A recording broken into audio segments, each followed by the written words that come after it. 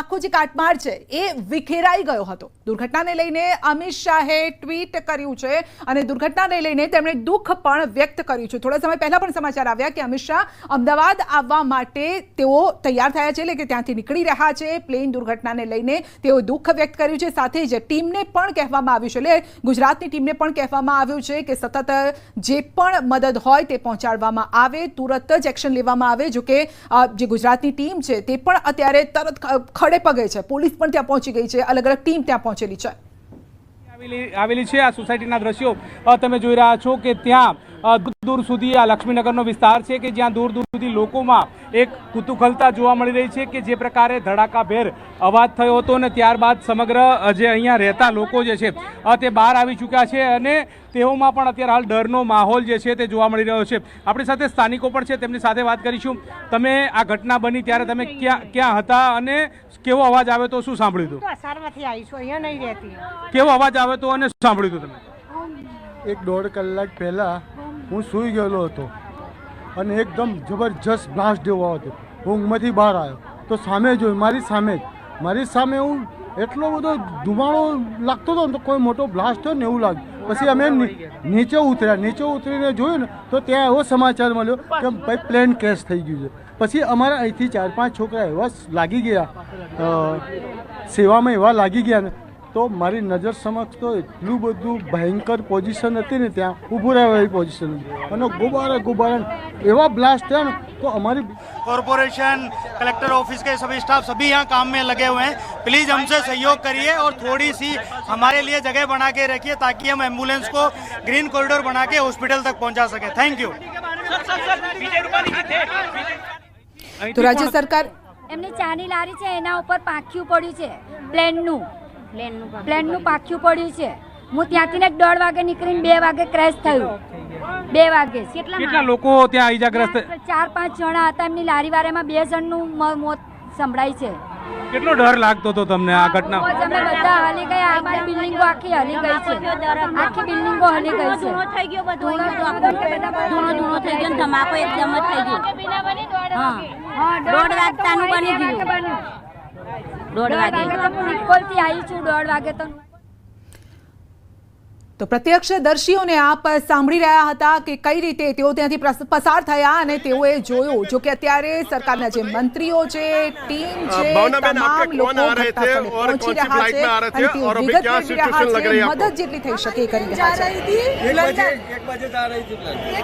1:10 की फ्लाइट थी और जा रही थी लंदन, कि लंदन जाने से पहले ही क्रैश हो गया प्लेन।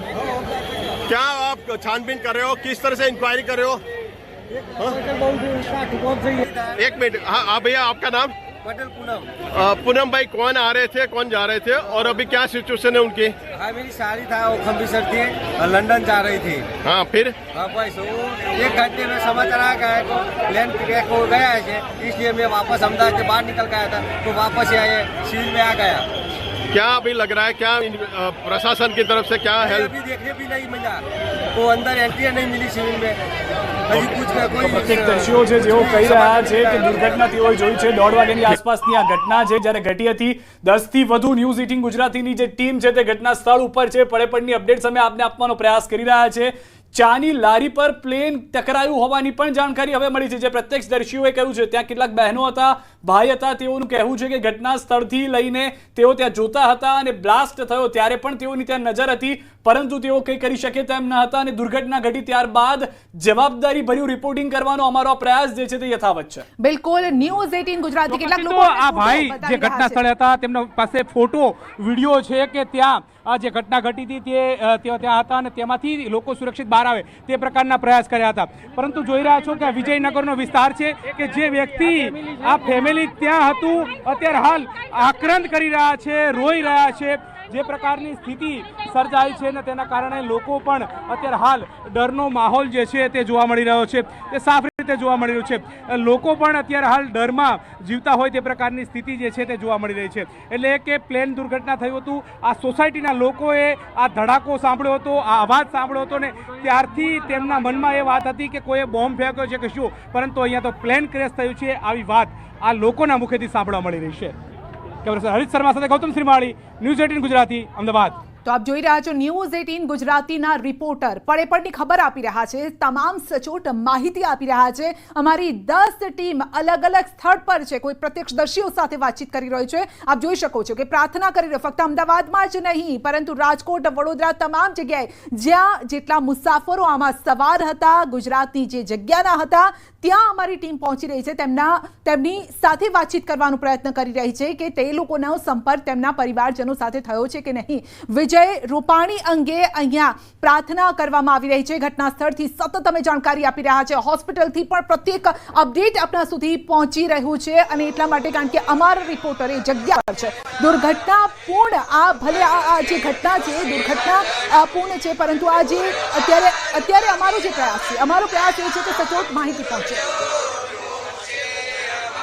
લોકો પ્રાર્થના કરતા પણ જોવા મળ્યા છે। જે રીતે સંધ્યા હવે પહેલા પણ કહ્યું કે અત્યારનો એક જ પ્રયાસ છે, હવે ફક્ત એક જ વિકલ્પ બચ્યો છે, પ્રાર્થના। ભગવાન પાસે પ્રાર્થના કરવામાં આવે કે જેટલા પણ લોકો સુરક્ષિત રીતે આવ્યા છે, બચી ગયા છે, જેઓ ઇજાગ્રસ્ત છે તેઓ સારવારમાં હોય અને સારવારમાં તેઓ જીવિત બચી શકે, કારણ કે 40 લોકોના મૃત્યુ અત્યાર સુધીમાં પહેલા જ જે આંકડો આવ્યો છે તે સ્પષ્ટ કરી ચૂક્યું છે, કારણ કે 242 લોકો તો પ્લેનમાં સવાર હતા, તેઓના પરિવારજનો તો અહીંયા જોવા મળી રહ્યા છે, ત્યાં નંદી મહારાજ પણ જોવા મળી રહ્યા છે, પરંતુ તેની સાથે સાથે જે ડૉક્ટર, ફિમેલ ડૉક્ટર છે તો તેમના મેસમાં પણ આ ટકરાયું હતું પ્લેન, તો તેમના પણ લોકો ત્યાં આગળ હોઈ શકે છે અને કેટલાક ગેસના બાટલાના વિસ્ફોટ પણ હતા, તો સ્વાભાવિક રીતે તે અન્ય હતાહત પણ હોઈ શકે છે।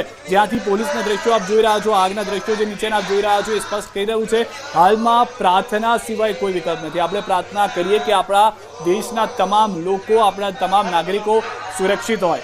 જી ગૌતમ આપણી સાથે જોડાયેલા છે। જી ગૌતમ, પ્રત્યક્ષદર્શીઓ જે વાતચીત કરી છે, કોઈક એવી નવી વિગત એમની પાસેથી સામે આવી રહી છે કે જે આપણે દર્શકો સુધી પહોંચાડી શકીએ?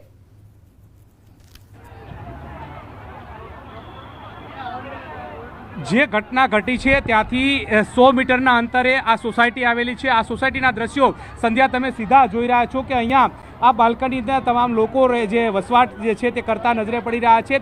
અહીંયાથી 100 મીટરના અંતરે જેવી ઘટના ઘટી હતી, તમામ લોકો જે છે તે જેવો ધડાકો થયો અને તમામ લોકો બહાર નીકળી ગયા હતા, હજુ પણ તેઓ ઘરમાં ના રહે તે પ્રકારની વાત છે, કારણ કે જે પ્રકારે જે ધડાકો થયો હતો અને તેમના મનમાં એવો જે વાત ઉદ્ભવી હતી કે ક્યાંક બ્લાસ્ટ થયો છે તે પ્રકારની વાત થતાની સાથે તમામ લોકો જે છે તે બહાર આવી ચૂક્યા હતા। અત્યારે તમામ લોકો જે છે તે બહાર આવી ચૂક્યા છે, તેમના પરિવારજનો એકબીજાને ફોન ઉપર વાત કરી રહ્યા છે કે તેમને કોઈ ઈજા થઈ નથી, પરંતુ વાત એ છે કે આ વિસ્તારમાં, આ સોસાયટીમાં રહેતા 2 વ્યક્તિ જે છે કે જ્યાં ઘટના ઘટી છે ત્યાં ચાની કીટલી ચલાવતા હતા અને ત્યાં જે ક્રેશ થયું છે અને પાંખિયું જ્યાં પડ્યું છે ત્યાં જ તેમનું અવસાન થયું હોવાની વાત જે છે તે પ્રાપ્ત થઈ રહી છે।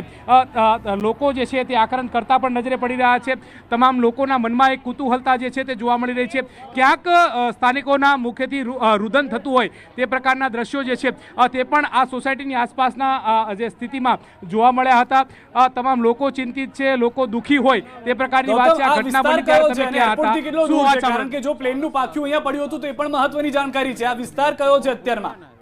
મને અસર થઈ હતી અને જેવું મેં જોયું ને તો આગની લપટો એકદમ જ નીકળી ગયા અને જે આજુબાજુમાં બાઇક સવારો જતા હતા એમને પણ એમની આગમાં જ લપેટમાં આવી ગયેલા। 4-5 જણા ત્યાં ફૂટપાવડી પર બેઠેલા હતા અને એક પ્લેનનો એક ટુકડો ત્યાં 4 રસ્તા પર મને જોવા મળેલો। ચોક્કસથી આ ભાઈ છે કે જેમને ટુકડો જે પડ્યો છે પ્લેનનો